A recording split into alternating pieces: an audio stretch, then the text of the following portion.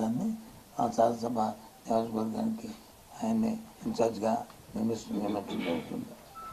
Satyavedu ఎస్సీకి assembly స్థానానికి assembly స్థానానికి ఆ నియోజకవర్గం సంబంధించి నౌకతోటి రాజేష్ వీరిని ఆ నియోజకవర్గ ఇన్ఛార్జిగా వీరిని నియమించడం మరి ముఖ్యమంత్రి ఆదేశాల మేరకు పార్టీ అధ్యక్షుల ఆదేశాల మేరకు వీరందరినీ కూడా అంటే 4 ఎంపీ స్థానాలు 3 ఎమ్మెల్యే శాసనసభ నియోజకవర్గాలు 4 పార్లమెంట్ నియోజకవర్గాలు 3 శాసనసభ నియోజకవర్గాలకి ఇవాళ వీరిని మరి నియమించడం జరిగింది వాళ్ళందరూ కూడా. ఓకేనా ఇవన్నీ కూడా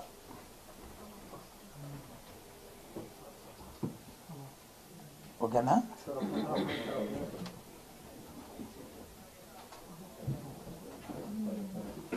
చెప్పండి వీళ్ళు తీసుకుంటారు.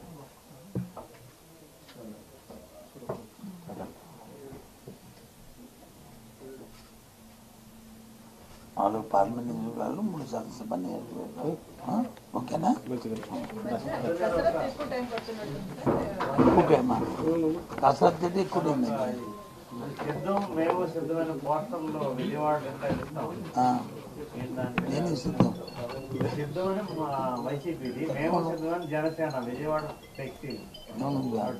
అంటే దేనికి వాళ్ళు సిద్ధం నాకు మేము సిద్ధమనేది వచ్చి రాబోయే సారస్వత ఎన్నికల్లో ఈ రాష్ట్రంలో ఎన్నికలు జరుగుతున్న నేపథ్యంలో పార్టీ కేడర్తో సమాయత్తం చేసుకుంటూ ఎన్నికలు సిద్ధంగా ఉన్నామనేది మన అక్కడ భీముల్లో నుంచి ముఖ్యమంత్రి గారు లక్షలాది కార్యకర్తల్ని ఉద్దేశించి ప్రసంగించి వాళ్ళందరినీ సిద్ధం చేశారు.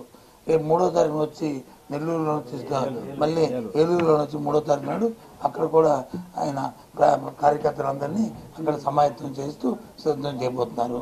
మరి దేనికి సిద్ధం అవుతున్నారో నాకైతే తెలియదు. ఇప్పుడు మా ఊరికైతే మేము సిద్ధం ఉండడానికి ఒక అర్థం ఉంది.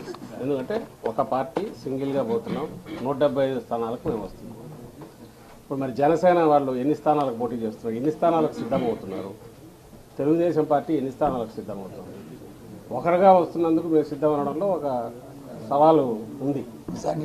దానికి ఒక అటువైపు నుంచి అనడంలో ముందు అసలు వాళ్ళు కలిసి వస్తుంటే ఎన్ని స్థానాలకు మొత్తం 175 స్థానాలకు పోటీ చేయలేని వాళ్ళు, మందలుగా తప్ప కలిసి రాలేని వాళ్ళు దేనికి సిద్ధం అంటున్నారు. ఒకరు మేము సిద్ధమే అంటే ఇంకొకరు మేము సంసిద్ధమని ఇంకోరండి జోకర్లుగా మిగిలిపోలే. అర్థం లేని మాట దానికి. అసలు ఇంతకుముందు ఏనన్నట్టు వాళ్ళు అసలు ముందు మాది మొత్తం దీనికి నిన్న శంకారావం పూరించారు. ఈయన మొత్తంగా కేడర్ మీటింగ్లు అన్నీ జరుగుతున్నాయి. ఒక పక్క ఇంకో పక్క లిస్ట్ అనౌన్స్ చేస్తున్నాం. 175 స్థానాలు పెడుతున్నాం, 25 పార్లమెంట్ స్థానాలు.